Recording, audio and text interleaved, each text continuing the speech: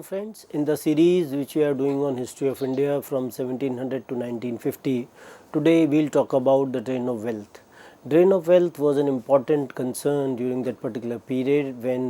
some of the nationalist historians they talked about this kind of an idea that how a lot of wealth from India was being drained out by the colonial rulers, and how this kind of a wealth which it could have been invested in India, then it would have led to a lot of development in India. But in the long run we find that the kind of money wealth which was being taken out of India by Britain to England, we find that they utilize this kind of a money for their own personal benefit. And some of the scholars of that particular period like Dadabhai Naoroji, R.C. Dutt, all of them they provided a number of details with regard to, they provided the data with regard to the kind of wealth which was being taken out of India. And we find that because of such kind of a drain of wealth, India became poorer and poorer, and this was reflected in when India became independent in the 20th century. So, in terms of the impact of the drain of wealth, we find that it generated a lot of poverty in India, and at the same time the kind of money which was taken out of India through various kinds of means, whether through the raw materials which were taken out of India or the finished products which were being taken out of India, all that in a way contributed to the drain of wealth. And apart from that, we also find that the British, they in that sense they sent the finished products from the manufactured factories in Britain to India, and when these finished products they came to India, they were sold at a higher price, and in this way also they drained a lot of money out of India. Apart from that, the salaries of the various officials who were posted in India, their pensions, etc., various kinds of stores which they opened in Britain, all of them they were being paid from the Indian exchequer. So, all this contributed to the drain of wealth from India. So, these were some of the components of or the constituents of the way British drained the money out of India. So, in that sense we find that the leaders of Indian national movement, some of them they pointed out these kinds of concerns in their speeches, in their writings, and so that the normal or the average Indian can come to know about the exploitative nature of the colonial rule. In terms of references, one can see B.L. Grover's A New Look at Modern Indian History, Dadabhai Naoroji's Poverty and British Rule in India, and the source material from IGNOU. All this can be referred, and we can also understand it in the framework of the economic nationalism and how it has been conventionally understood as some kind of an economic ideology which favors the domestic control of the economy, labor and capital formation. So, it has been viewed as favoring some sort of autarky in opposition to globalization, which visualizes interdependence among all nations. So, in that sense economic nationalism tries to portray this kind of an issue, and we also see that to attain this kind of a goal, economic nationalists they are supposed to impose the tariffs to restrict the free trade, to promote indigenous industries and to seek the import substitution. So, when we talk about these kinds of aspects in the framework of economic nationalism, we also see that many a times this kind of a characterization is true as well. But at the same time, when we also see the writings, recent writings for example, then we realize that it is also economic nationalism has more to do with nation than with a certain fixed variety of economic policies such as tariff barriers and protectionism. And the ideology of economic nationalism in this view should be defined in terms of its nationalist content rather than its endorsement of specific economic policies. And when we try to situate it in the framework of the colonies, that how it operated in the colonies, and we find that how the broader framework of an unequal relationship between the imperialist country and the colonial country, between the center and the periphery existed at that point of time. And this relationship was based on the unilateral transfer of funds from colony to the colonizing country. So, we find that how the people, those who came as colonizers, those who were staying in these colonies, how they were taking out wealth from these regions in terms of raw materials, in terms of finished products, in terms of salaries which they drew from here, and how that money was being sent to their mother country. So, colonialism as a structure was definitely detrimental to the health of the economy of the colony, and in various kinds of ways they were able to transfer the resources from the colony to the mother country, and this can be either through the direct or the indirect methods. And the direct forms, they consisted of the repatriation of the income through the plunder, particularly in the early phase, which we see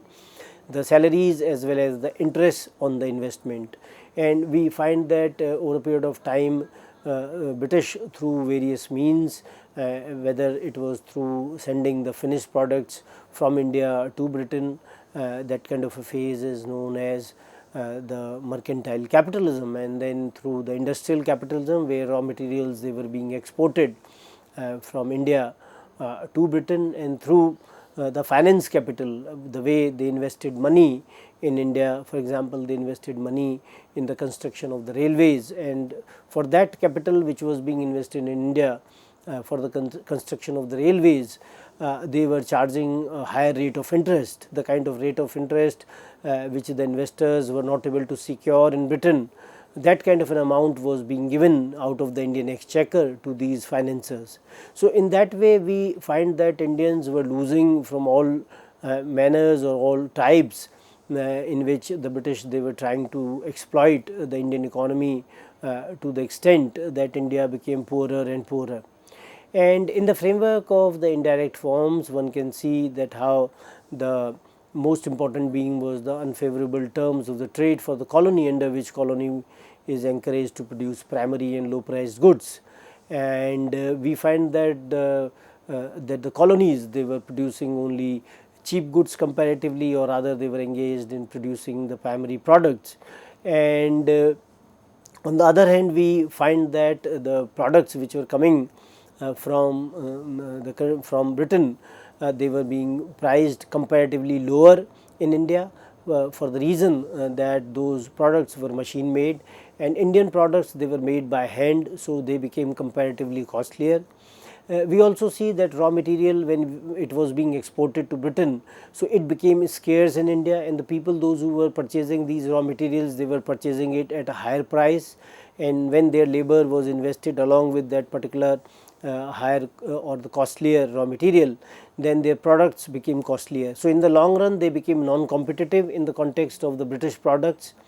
And so these were the kind of measures which were being enacted or being imposed by the British, and how the colonies, they were being forced to import the manufactured goods from the colonizing country.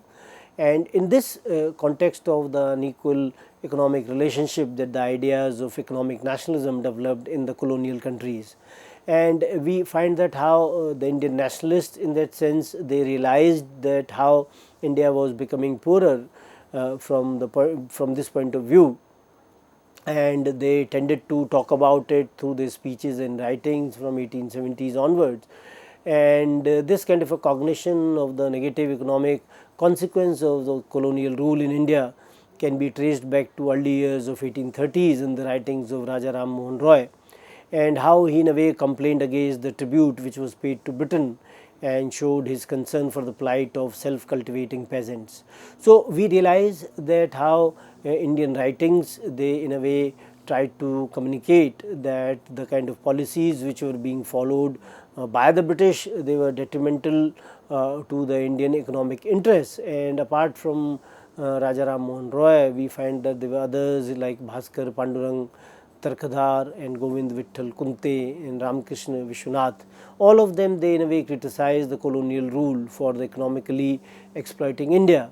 and how Indian resources, they were being drained by them, how they were utilizing the kind of colonial might which was in their hands, and they utilized it for their own economic purposes. And they also realized that how British, when they were in a way imposing their economic policies, so it was some kind of a curse, most bitter curse which India had ever been visited with. And they also critiqued the colonial rule on the political and social grounds as well. But we find that their most severe critique came in the framework of the economic policies which were being followed by the British in the context of India. And these economic policies ranged either from the various kinds of revenue settlements which were imposed in India, and they also played an important role in terms of drain as well.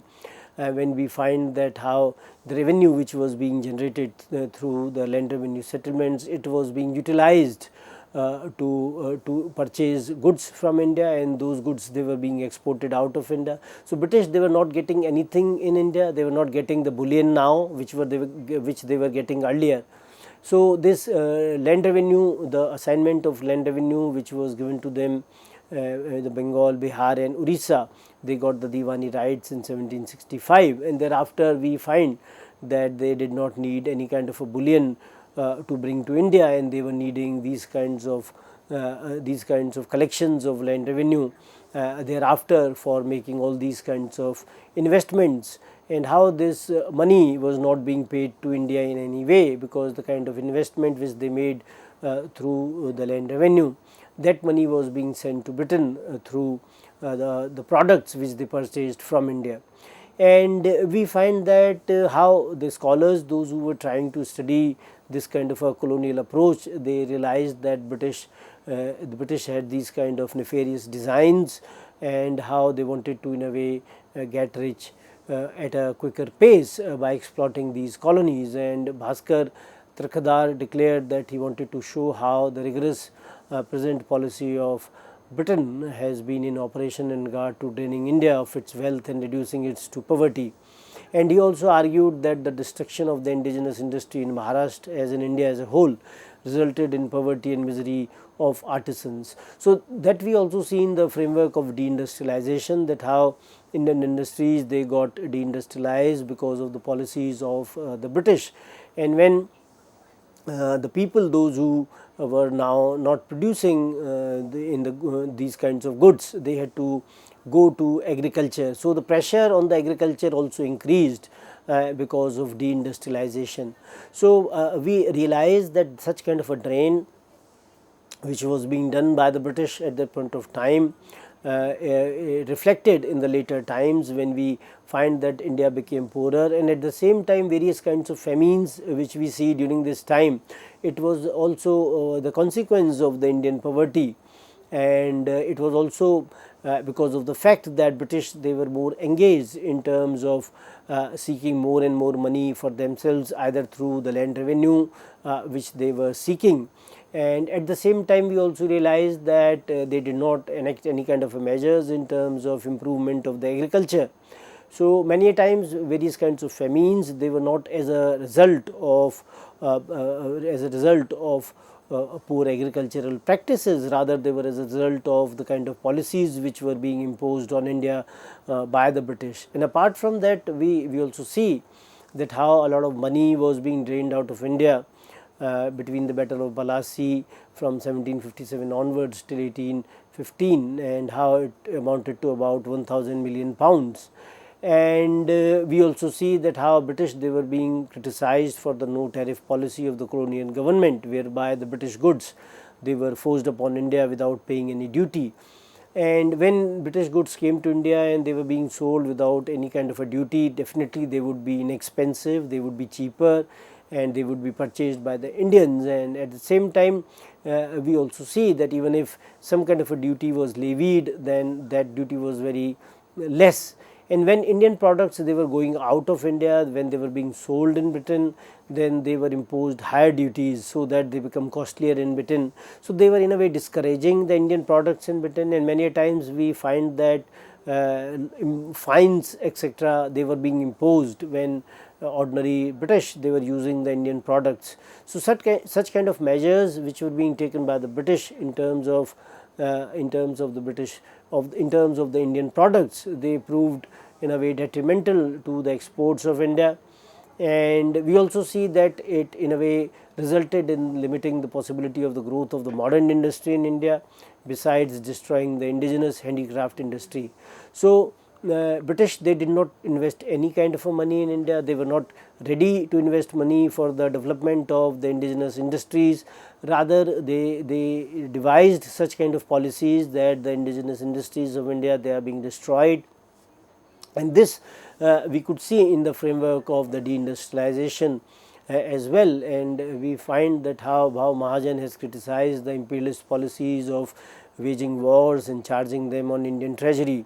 Having emptied Indian treasury on ill-conceived wars, government issued bonds. So we find that how the British government was waging wars against so many regional powers in India and outside as well. So we find that all money which they were collecting in India, it was being utilized for fighting these wars, whether they were wars with the Marathas or with the Mysore.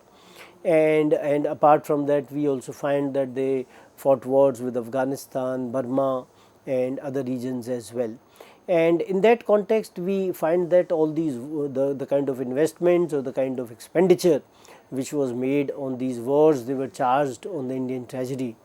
And from that point of view, we find that the scholars, those who have worked in this area, they have criticized the colonial policies and rule in this context, and people like Dadabhai Nauroji through his works has in a way pointed out the kind of drain which was being made out of the Indian revenues. So in that context, when we tend to understand that how the colonial rulers, they were following such kind of policies where they were not concerned with Indian economy at all. They were largely more concerned with how they could drain money out of India, and they used every trick in that sense to augment their resources, to augment their revenue in Indian context. And they did not want to contribute to the Indian economy in any manner, that whether they were interested in the development of agriculture or industry in any way. And we find that scholars, they have seen that how Indian poverty mainly it was a result of the drain of wealth and also the adverse balance of trade. And Ramakrishna Vishwanath has also talked in this particular framework and advocated Indians to work hard and invest in the national modern industry. And we also see that how Indian intelligentsia from 1840s onwards, it was agitated on the issue of unfair and exploitative treatment of Indians by the colonial rulers. So the racial policy of the British was another important factor, that how they treated the Indians, how they considered Indians, where they were not given any kind of unequal treatment, rather they were being considered as nigger, they were being seen as in a way that higher posts in the administration, army, etc., they were not being allowed to be given to Indians, and Indians, especially in the army, could not go beyond the rank of a subedar. And in the civil administration as well, we find that how the Indian civil services, they were not open to the Indians, and even when they were being open to the Indians, then also we find that the examinations were taking place in Britain, and examinations were held in Greek, Latin, and with which it was very difficult for an Indian to in a way clear the civil services. So all these kinds of ideas which the British had with regard to the Indian economy, they could be seen in their economic policies. And we find that the Indian nationalists, they realized that how India was being bleeded in that sense, that India was bleeding because of the colonial policies. And from 1870s, 1880s, we find that a wide ranging and comprehensive nationalist critique of British rule emerged in India. And we find that scholars like Dadabhai Nauroji, Madhav Govind Ranade, R.C. Dutt, Gopal Krishna Gokhale, Bal Gangadhar Tilak, Surendranath Banerjee, all of them, they in a way criticized that how India was being integrated with global capitalism in a subordinate position as well, because British they wanted that India just remains a colony which was supporting them or providing them with only raw materials. So such kind of measures, and how the leaders like Ranade and Dadabhai Nauroji, all of them, they wrote with regard to the economic policies of the British, and they criticized such kind of narrow policy which was followed by the British for their own personal benefit. And we also see that these scholars, when Ranade talked about this kind of a position as a dependent colonial economy, and Rana Day felt that country was being transformed into a plantation growing raw produce to be shipped by the British agents in British ships, to be worked into fabrics by British skill and capital, and to be re-exported to dependency by British merchants to their corresponding British firms. So, this kind of a thing where raw materials, they were being sent to the mother country, and then these raw materials, when they were made into the finished products, then again they were being repackaged and then they were sent to the colonies, and these raw materials, now when they were being transformed into finished products, they were priced heavily in that sense. So, Indians, they were not gaining from this, because their industries were not producing, rather they were on a losing side, because now because of the same raw material which was purchased by the British at a lesser price, now they were purchasing the finished products which were comparatively priced higher. And we also see that how this kind of a process of ruralization and deindustrialization India was subjected to, because British were not allowing Indians to set up the modern industries in that sense. They were not providing any kind of a capital to Indians so that they established these industries. So, we find that this kind of a theory of drain of wealth was one of the most popular nationalist economic plank to denounce the British rule. And we also see that when